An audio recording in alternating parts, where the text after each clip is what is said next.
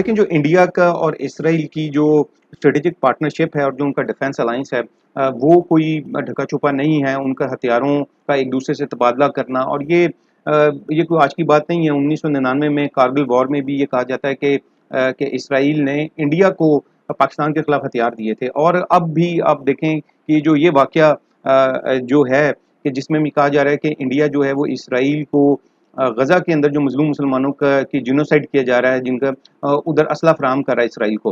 तो ये बात जो है वो इंडिपेंडेंट जो मुख्तलिफ मीडिया आउटलेट्स हैं उन्होंने भी कोट की। और असल में जून 2024 में एक बैरी जहाज़ को स्पेन की गवर्नमेंट ने जो है वो पकड़ा और उसकी तलाशी ली गई। और जब तलाशी ली गई तो उसके अंदर से इंडियन असला बरामद हुआ और ख़ास तौर पर मिसाइल्स वगैरह बरामद हुए। और इस खबर को स्पेन के अखबारों ने कोट भी किया, और स्पेन की के जो वज़ीर दिफ़ा हैं उन्होंने भी ये तस्दीक की इस बात की कि हमने एक ऐसा जहाज़ पकड़ा है कि जिसके अंदर से जब उसकी तलाशी ली तो जिसके अंदर से इंडियन असला बरामद हुआ है, और अलेजिडली इस असले को इसराइल तक पहुँचाया जा रहा था। और इसके साथ-साथ 6 जून को भी एक बड़ा दिलखराश वाक़या पेश आया था, जब इसराइल ने गज़ा के अंदर यूएन के पनाह गुज़ीनों यूएन के जो कैंप्स थे, उधर जो पनाह गुज़ीन थे, उनके ऊपर बमबारी की। उसमें कई जो बेगुनाह लोग हैं वो शहीद हो गए। और जब उन बॉम्ब्स के जो शेल्स हैं उनको जब देखा गया तो उसके ऊपर भी मेड इन इंडिया लिखा हुआ था। और ये सब कुछ जो है मुख्तलिफ मीडिया आउटलेट्स रिपोर्ट कर चुकी हैं।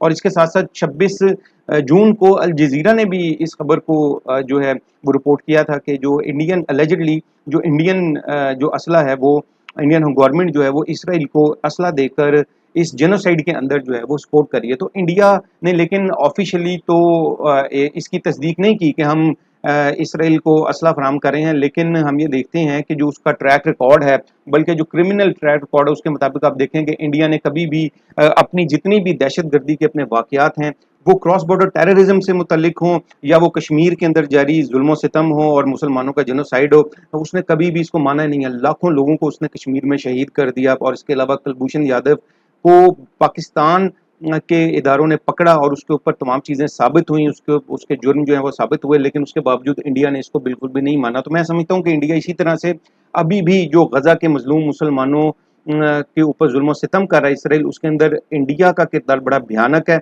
और वो इसमें बराबर का शरीक है। और इस वक्त वहाँ पर मुसलमानों की नस्ल कुशी में वो बिल्कुल पूरे तरीके से इन्वॉल्व है। जिस तरीके से कश्मीर के मुसलमानों की नस्ल कुशी की जा रही है, उसी तरीके से इंडिया इसराइल का साथ दे रहा है इस नस्ल कुशी के अंदर, गज़ा के अंदर जो की जा रही है। तो मैं समझता हूँ कि जो इंडिया है उसके ऊपर आलमी इदारों को पाबंदियाँ लगाने की ज़रूरत है। और जो उसका बढ़ता हुआ जंगी जुनून है और जो उसकी ख़ास तौर पर जो क्रॉस बॉर्डर टेररिज्म है, उसको भी मैं समझता हूँ कि इस वक्त देखने की बड़ी अशद ज़रूरत है। क्योंकि इस इंडिया अगर इसराइल को असला फराहम करेगा और दीगर दहशतगर्दी की कार्रवाइयों में मुलव्वस रहेगा, तो मैं समझता हूँ कि खित्ते की जो सूरत हाल है वो मज़ीद बिगड़ेगी।